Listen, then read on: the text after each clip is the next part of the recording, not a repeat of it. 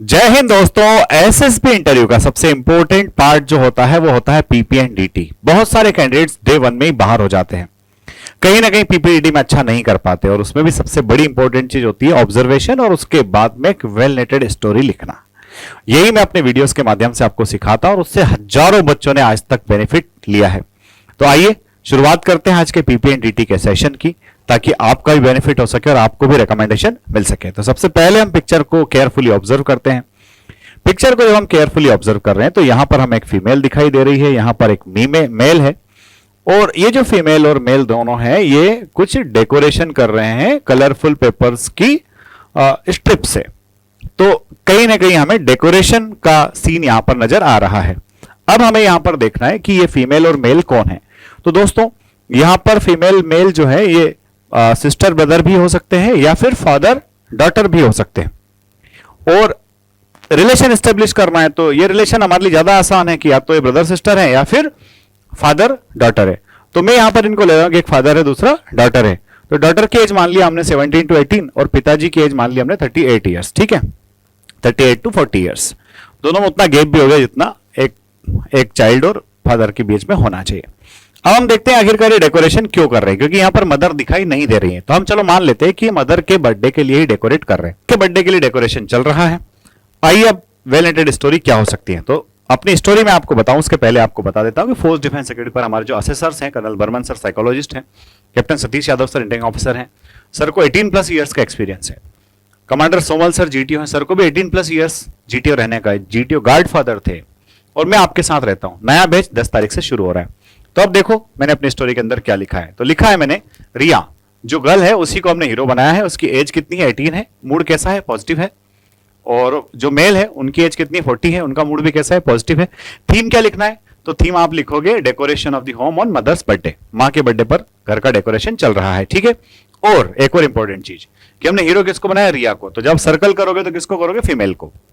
तो देखो क्या, Riya a school going girl was aware about her mother's birthday. Riya जो है उसको पता है कि मेरी मदर का बर्थडे कब है। सबको पता रहता है अपने पेरेंट्स के बर्थडे के बारे में। ठीक।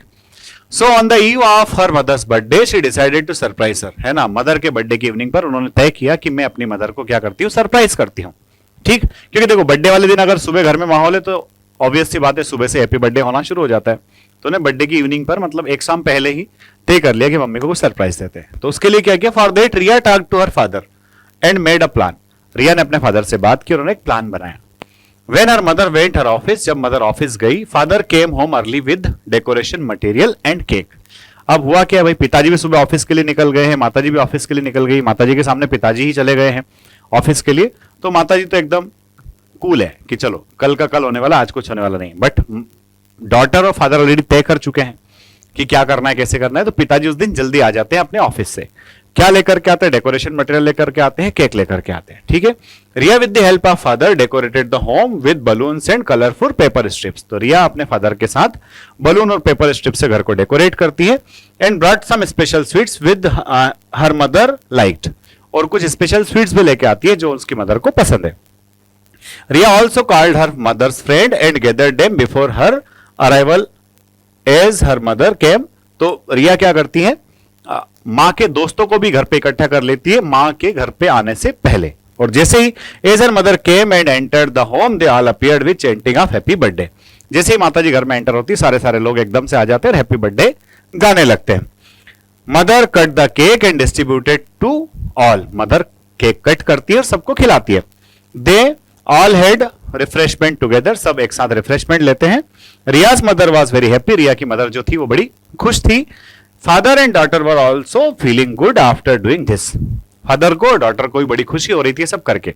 तो दोस्तों जब स्टोरी हमने लिखी है तो एक तो आप देख रहे हो कि डेकोरेशन का सीन था, तो हमने डेकोरेशन का पर्पस बता दिया, व्हाट लेड टू सिचुएशन इसमें आ गया। फिर व्हाट इज गोइंग ऑन माने एक्शन वाला पार्ट है, तो किस तरह से उन्होंने सारा प्लान किया, सारा ऑर्गेनाइजेशन किया, किस तरह से एग्जीक्यूट किया, ये भी आ गया।